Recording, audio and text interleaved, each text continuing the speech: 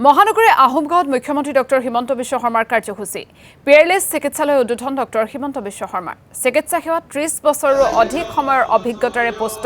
চিকিৎসালয়খনে অসমৰ স্বাস্থ্য খণ্ডত আশাৰ বতৰা কঢ়িয়াব বুলি আশাবাদী মুখ্যমন্ত্ৰীগৰাকী এডভান্টেজ আছামৰ সুফল হিচাপে এই চিকিৎসালয়খন অসমে লাভ কৰা বুলি অৱগত কৰে ডক্টৰ হিমন্ত বিশ্ব শৰ্মাই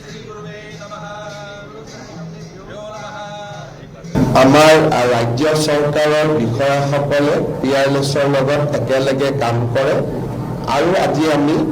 এই পিয়াৰলেছে স্থাপন কৰা নতুন চিকিৎসালয়খনৰ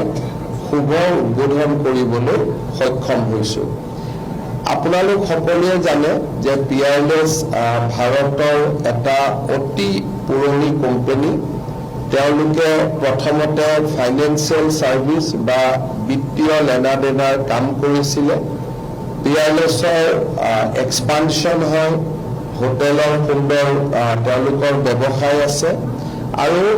পশ্চিম বংগত তেওঁলোকৰ দুখনকৈ হস্পিটাল আছে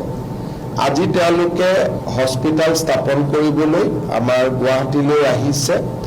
আৰু মই ভাবো যে আমি এটা সফল হস্পিটাল এখন পাম মই তেওঁলোকক শুভেচ্ছা জনাইছো আমাৰ